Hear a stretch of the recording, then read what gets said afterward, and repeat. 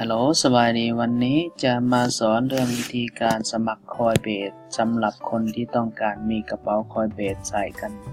โดยเฉพาะกระแมนอยู่ที่อเมริกาแล้วก็อยู่ต่างประเทศเนาะนี่ก็จะมีหลายๆกว่า30กว่าประเทศแต่ละประเทศก็จะแตกต่างกันแต่ว่า Coinbase นี่เป็นเว็บ Exchange ที่ number one เลยอยู่ที่อเมริกาก็ผู้ใดต้องการอยากสมัครก็มาลองศึกษาแล้วก็ลองเฮ็ดตามคลิปวิดีโอนี้ลองเบิ่งเป็นวิธีการง่าย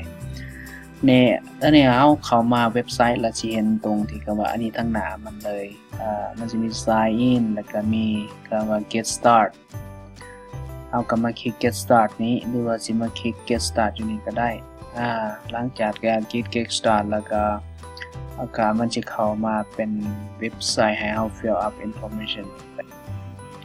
เข้ามาแล้วมันจะให้เรา fill up information มันจะมี individuals แล้วก็มี business คือเราก็คลิกเอาตัวคำว่า individual แล้วก็ใส่ชื่อของเราไปเลยสมมติว่าคนนี้ชื่อ Johnny แล้วก็ใส่ last name ไปfill up information เนาะเป็นข้อมูลส่วนตัวของเราใส่ไปหลังจากใส่ last name ก็ใส่email address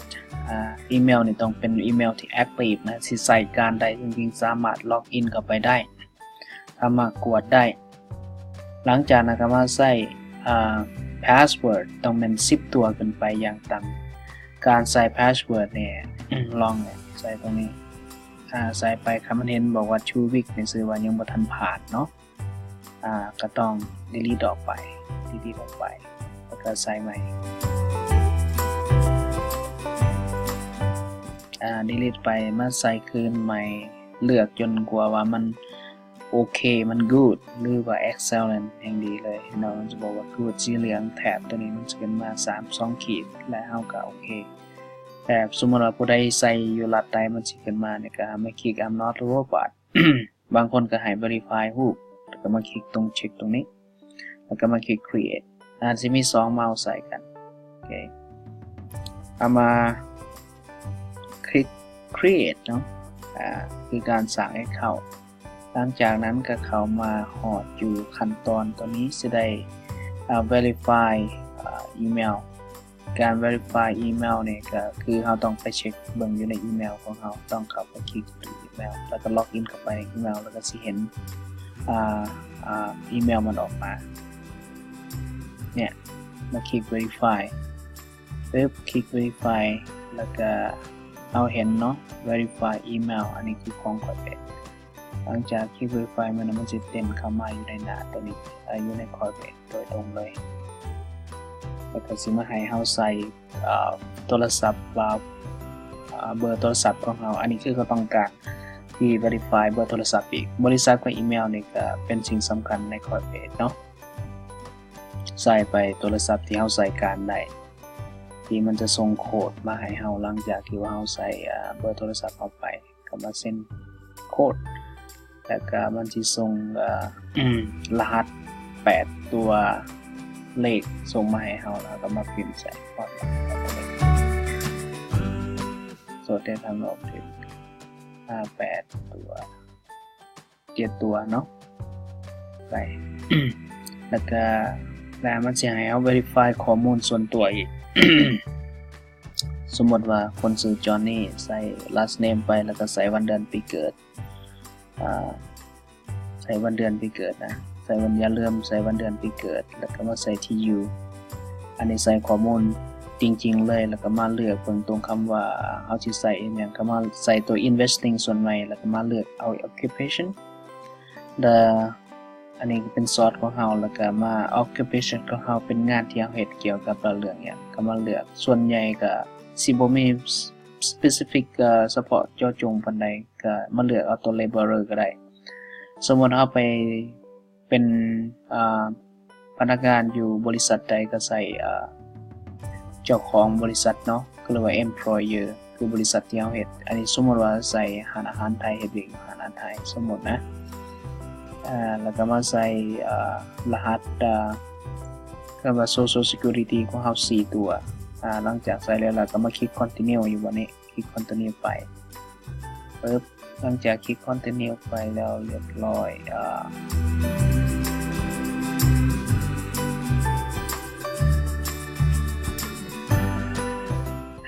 ก็มาลองบางคนมันสิเข้าไป True เลยแต่ว่าเราก็ต้องมาล็อกอินเข้าไปอีกครั้งหนึ่งก็มา verify two step ท่านผู้ใด set up an authenticator two factor ก็มาใส่รหัสโค้ดอยู่ใน Google Authenticator หรือว่ามันสิส่งโค้ดไปทางโทรศัพท์เราก็มาใส่ไปแล้วก็มา verify เนาะอันนี้คือการยืนยัน2ขั้นตอนคลิก verify ไปเลยแล้วก็เข้ามาหน้าของเว็บหลังจากคลิกเข้ามาหน้าของเว็บบางคนเป็นสมาชิกใหม่อันนี้คือข้าพเจ้าเฮ็ดเป็นตัวอย่างซื่อๆแล้วเราก็จะมาคลิกsetting มาคลิก setting แล้วก็มาคลิก account level คลิก account level แล้วก็มาเลื่อนเบิ่ง3ขั้นตอนอยู่ในนี้เนี่ยบางคนสิบ่เห็นอย่างนี้เฮาสิมาคลิกอยู่ในนี้เนาะคลิกอยู่ในนี้ verify photo อันนี้คือข้าพเจ้าเฮ็ดแล้วมัน verify แต่ว่าเอามาเฮ็ดเป็นตัวอย่างซื่อๆหลังจากนั้นก็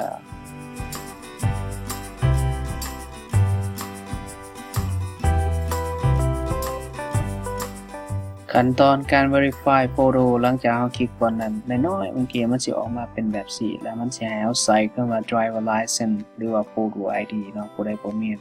driver license หรือว่า passport ก็ได้แต่ว่าส่วนใหญ่เนี่ยใส่ passport จะบ่อันนั้นใส่ได้การปานใดเพราะว่าอยู่อเมริกาเนี่ยส่วนมากสิเป็นใส่ driver license ใบขับขี่รูปแบบของ driver license เนี่ยอันนี้คือตัวอย่างที่มันใส่การได้ต้องถ่ายรูปเอาโทรศัพท์ของเรานี่ถ่ายลงมันเที่ยงและทั้งหน้าและก็ทั้งหลังอันนี้คือเป็น good example ที่นำมาเป็นตัวอย่างให้แล้วก็ซ้ายทั้งหลังเนาะอันถ้ามันเป็นขาดแบบสีหรือว่ามั่วแบบสีคือลักษณะมันเงียงซ้ายเงียงขวาแบบนี้ก็บ่ได้อันนี้คือเป็น good example อย่างนึงเวลาเราถ่ายแล้วเรียบร้อยเราก็ส่งรูปของเราเนี่ยเข้าไปอยู่ในคอมพิวเตอร์ไปดาวน์โหลดเอาส่งไปอยู่ในโฟลเดอร์อย่างนี้หลังจากเราเซฟไว้อยู่ในโฟลเดอร์หรือว่าอยู่ในดาวน์โหลดแล้วเราก็ไปคลิกวันนี้เครื่องว่า front ก็ไปเลือกเอาตัวคำว่า photo ID ของเราทั้งข้างหน้าแล้วมาใส่ทั้ง front แล้วก็มาใส่ทั้งข้างหลังตัว back ของมันใส่เบื้องหลังหลังจากนั้นเราก็ไปคลิก upload หลังจากคลิก upload เราสิเห็นตรงที่คำว่า we are verifying your ID มันสิเห็นวงกลมๆจากประมาณจาก5นาทีหรือ10นาทีหรือ20นาทีบางคนก็ใช้เวลาประมาณ10นาทีก็ verify เฮาสิเห็นตัวที่คำว่ามัน verify ประมาณนั้นแหละมันสิเป็นจังซี่หลังจากนั้นเฮาก็มาคลิก continue ไป continue ไปแล้วบัดนี้เฮามาคลิก setting เฮาสิมาทำการlink bank account ใส่บัดนี้เนาะ link bank account มาใส่ก็คลิกนี้ออกเข้าคือข้าพเจ้ามีอะไรสิ remove ออกตัวนี้ออกก่อนอันนี้เป็นตัวอย่างตัวเมื่อก่อนแล้วสิมาเฮ็ดเอาเข้าคืนใหม่เอาเข้าคืนใหม่แล้วก็มาคลิกลิงก์นี้เอาเข้าก็มาเลือกตัวคำว่า bank นะครับจะใส่ bank แล้วก็มาคลิก bank มันจะให้เฮาคลิก continue กรณี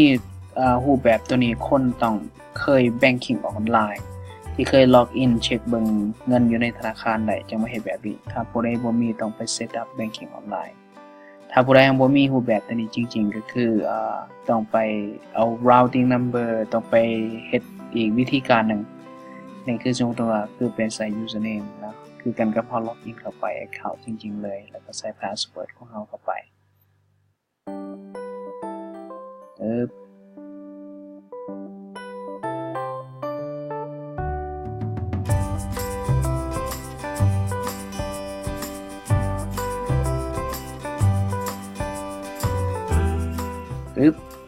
มันก็สิให้เฮาแท็ก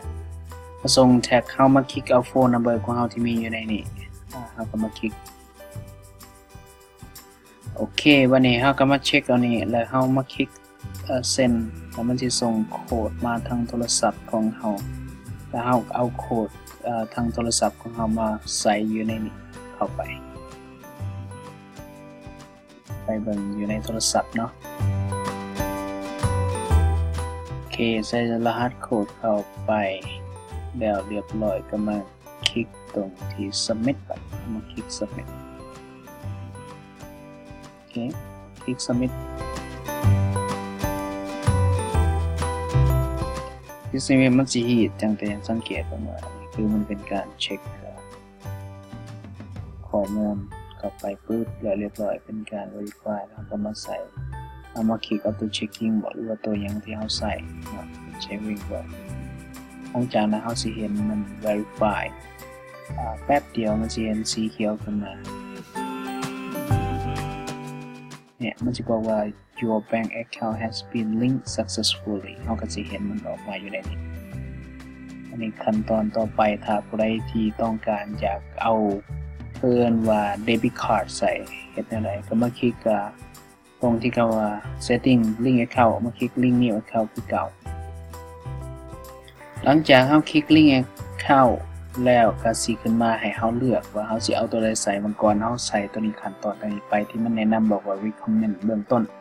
วันนี้เราก็มาใส่ debit card หรือว่าผู้ใดมี PayPal ก็สามารถลิงก์ PayPal ใส่แต่ว่า PayPal นี่บ่สามารถซื้อได้มีแต่ว่าโอนเงินเหรียญเก็บไว้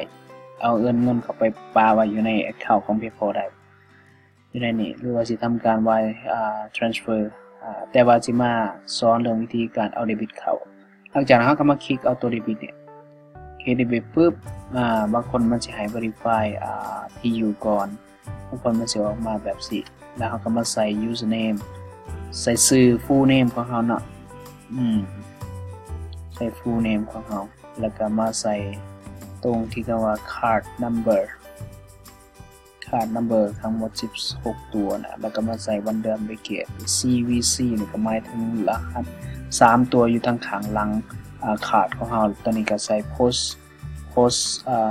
chip code นั่นแหละก็เนาะ postal code เป็น chip code แล้วก็มาคลิก verify add card เข้าไปหลังจากคลิก add card เข้าไปแล้วเราสิมาเห็นแบบนี้ลักษณะแบบนี้การเฮ็ดทั้ง debit card มันสิแตกต่างกับการเอา checking เข้าไปนั่นเองอันนี้คือเขาให้เราเอาตัวเลขที่มันจะส่งไปในแบงก์แล้วมันสิตัดออกจากแบงก์ของเราในที่นี้ในมาฮอดบ่นี้ให้ทุกคนกลับคืนไปแบงก์ไปเช็คเบิ่งธนาคารของตัวเองอยู่ใน checking ตัวเองที่เอาเข้ามาอยู่ในนี้มันบอกว่า verify the two pending hold of 1 ปลายหรือว่า greater from Coinbase if there are more than 2 hold please enter the two largest amount หมายความว่าในบางทีเนี่ยมันส่งไปอาจจะมี3 transaction อยู่ในอันนี้คือกลับคืนมาเบิ่งอยู่ในแบงก์อันนี้คือ log in เข้ามาอยู่ในแบงก์ check your bank ให้มาเห็นอยู่ในแบงก์บางอันนั้นมันสิมี3 transaction มันบอกว่าตัดออกไป100บ่จังซี่$1.00แต่ว่าคันเฮามาเห็น2ตัวบัดนี้ที่เป็น$1.72 กับ$1.84มันสิมีลักษณะเป็นสีติดลบหลังจากนั้นเฮาก็มา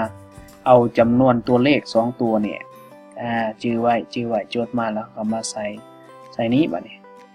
ตัวน้อยเฮามาใส่ทางหน้าตัว72นี่เฮาเห็นละ72 $1.72 กับ$1.84เฮาเอาตัวน้อยเนี่ยมาใส่ทางหน้าเห็นว่าตัวใหญ่ใส่ทางหลังโอเคหลังจากเฮาก็มาคลิก verify คลิก verify แล้วก็สิเห็นปึ๊บมันสิเข้ามาบอกว่าโอเคเฮาสิเห็น debit card ของเฮาอยู่ในนี้เนี่ยก็แสดงว่าการfill up information การสมัครและการผูกธนาคารของเฮาใส่แบงก์เฮาใส่ก็ถือว่าสำเร็จเต็มสิ้นขั้นตอนต่อไปมีแต่การซื้อเท่านั้นหลังจากที่ว่าเฮาใส่checking เข้าไปใส่ debit เข้าไปมีแต่ขั้นตอนการซื้อแต่ว่าให้มา verify เบิ่งคืนอีกเทื่อนึงมาคลิกเบิ่ง account จังซี่นะมาคลิก account มาเบิ่งว่าเฮากระเป๋าของเฮานี่มันอยู่ในนี้หลังจากที่สมัครเข้าไปแล้วมันมี receipt เฮาสามารถซื้อส่งได้บางคนถ้ามันให้เฮาเฮ็ดอีกเทื่อที่2เฮาก็ต้องไปยืนยัน